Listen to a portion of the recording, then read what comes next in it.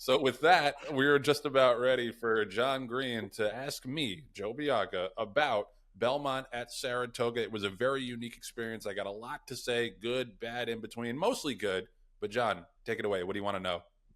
So, Joe, you and I don't know each other very well. So, give us a little background on on your experiences in horse racing and how you ended up being a co-host. No, just kidding. Joe, I'm so stoked to do I mean, this. we'll go through it if you want. We don't have that much time. You have a long, lengthy career. We know.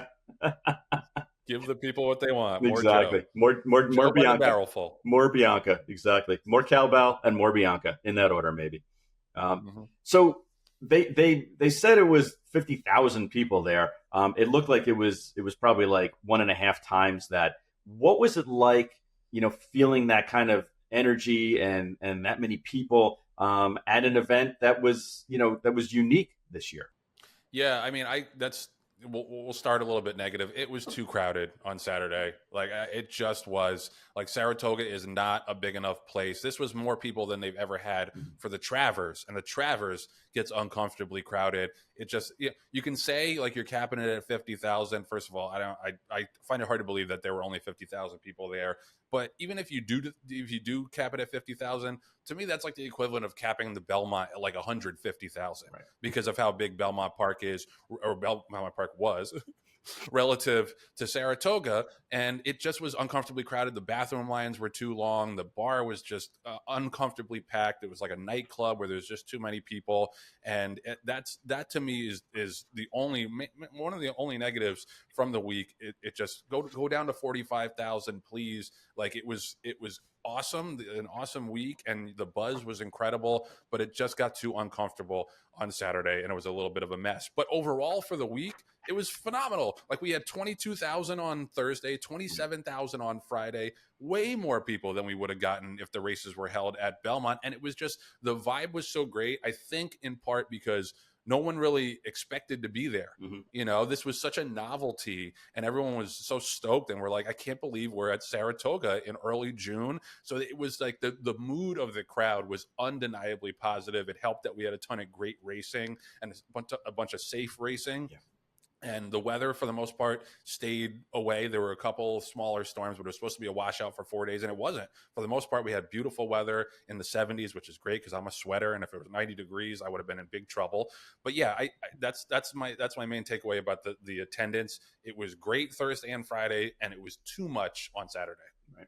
And when you're sitting there as a handicapper and you're looking at the cards that are coming through, what goes through your mind when you see the overnight or when you see the past performances for Thursday, Friday, Saturday, Sunday?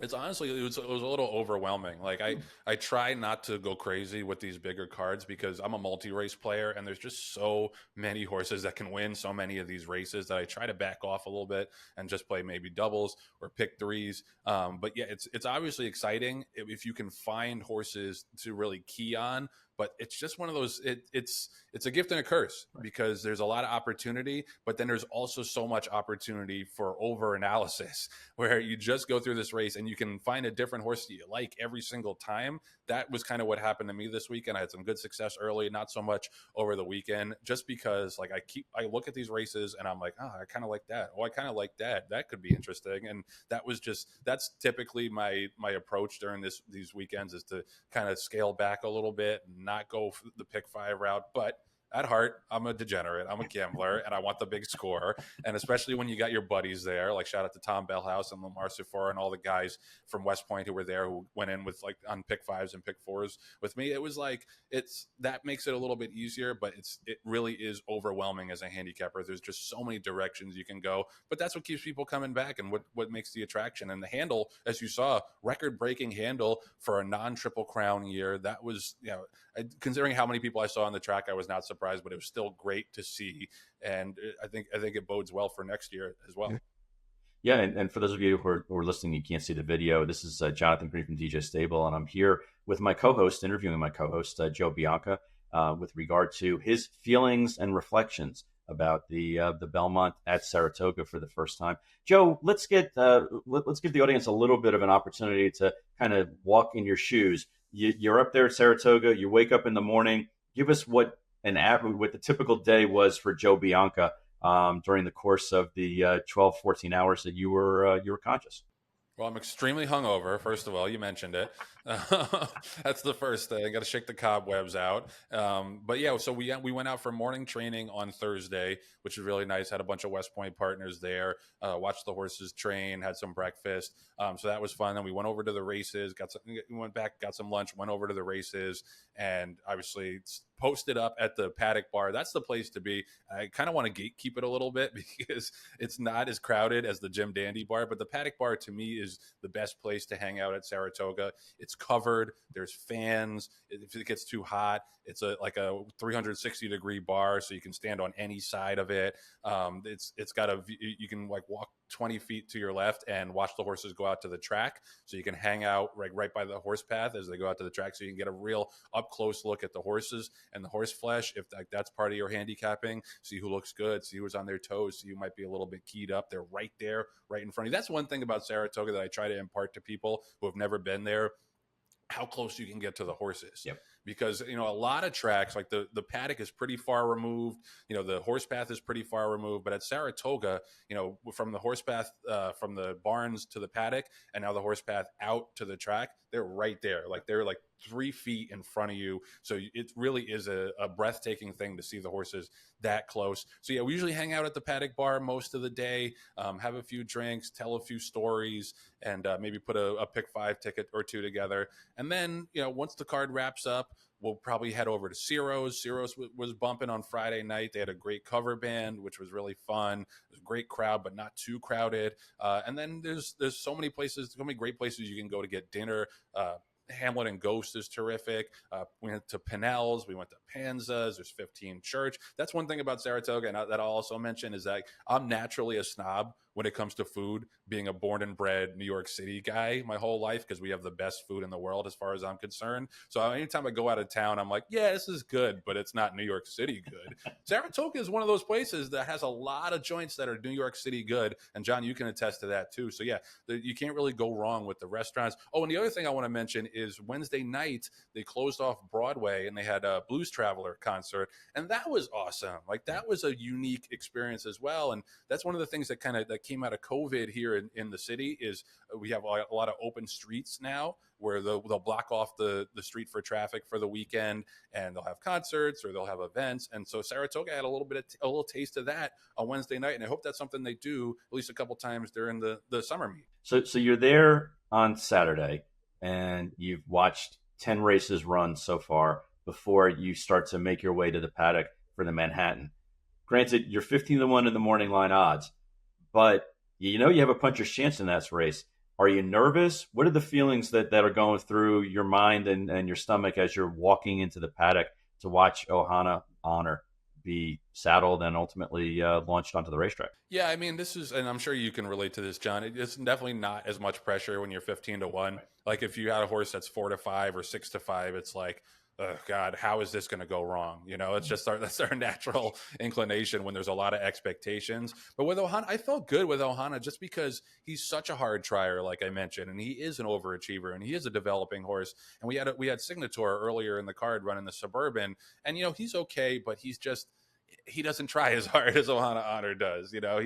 He's this one of those horses that kind of likes to run around the racetrack and doesn't really have that killer instinct. So I felt good. I thought we were a little bit disrespected, honestly, in the betting at 16-1, and he proved me right. And there are just certain horses that like maybe they're not good enough to win, but they're going to try their hardest. Right. They're going to give you their A effort. And he's one of those horses. And John, I'm sure you can attest to this, that like when you have those horses, and like Webslinger is a great example of that kind of horse. He might not win, but he's going to try hard. He's going to be close. So I'm sure you have like a peace of mind when he goes out there that he's going to give you his best, and whatever that is, like at least he did that. And that's how I feel about Ohana. Obviously there's butterflies when they're loading into the gate, like you're hoping for a good trip. But when you have the right horse who has the right mindset, I think it does ease some of the tension. Absolutely. No, you're right. And the day you lose those butterflies when they get into the gate is the day you should be out of the business, because every time you should hope that they're going to have,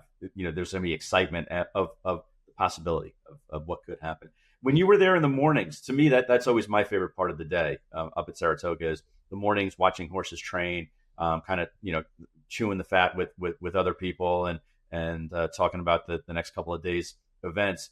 Were there any babies that you saw up there that you're getting excited about, or any horses where you were like, wow, being up close and personal with this horse, I have a new outlook on it? It's tough because there's partners there, and you're kind of interacting with them. You're not paying as close attention to the horses as you would normally if you were just there by yourself. I did see Torpedo Anna gallop by. She was all class, and it did make me a little bit more confident in her on Friday in the Acorn. But it was a little difficult to figure out who was who, and it's a constant influx of horses going back and forth. But one thing I will say is that I was impressed by how many horses were there. Right. Like, I didn't expect there to be that much traffic on the backstretch, but there were hundreds and hundreds of horses who came out to train that morning. And it just, beyond just that week, it gets you juices flowing for the summer meet, because it's just going to only get bigger and better from there. And the stars are going to be out every single morning. So no, there's nobody that really stuck out to me in particular, but that's kind of mainly because I was busy doing other things. But I was impressed by the amount of horse flesh up there. And like I said, it's only going to grow from here going into the July season. Yep. Last question for you. So now NYRA has this under their belt. They're obviously going to try to do, some things. David O'Rourke was quoted as saying, yeah, we're going to implement and bring in more bathrooms, and we're going to try to help out as far as the lines for booze and for betting, which are all important things. You were there, you walked the earth there for 3 or 4 days. What recommendations would you bring to the table to be able to make it an even better event for 2025? Yeah, I would say, first of all, cap it at 45,000. Even just 5,000 less, I think would have made a big difference in how comfortable people could be. I do think more bathrooms, like porta potties, all that stuff is great. It was so weird, and the women were very excited about this, especially the women in my life, that all the lines were for the men's bathroom. The women just skated right in, and that's the opposite. Usually the experience is the other way. The men are just go to the bathroom, and then the women are waiting for hours on end to go. And yeah, they were, Megan in particular was like, oh man, I wish I could have been there to see that. But yeah, so more bathrooms. I do think one of the things I saw was that in the parking area, there were 100 trailers. I don't know what that was about, whether they're TV trailers or whatever, but they took up a lot of real estate in the parking area. And you just got to work out the kinks a little bit. Some of my tickets wouldn't scan for the week, but it's understandable. It's the first time they're doing this, so yeah, just tighten up some things, more bathrooms. But I think overall, for this being the first time they've ever done it, it was a smashing success, and there's a lot to be proud of for David O'Rourke and NYRA, because I think most people came away from this thinking, wow, can we do this all over again next year? Luckily, we get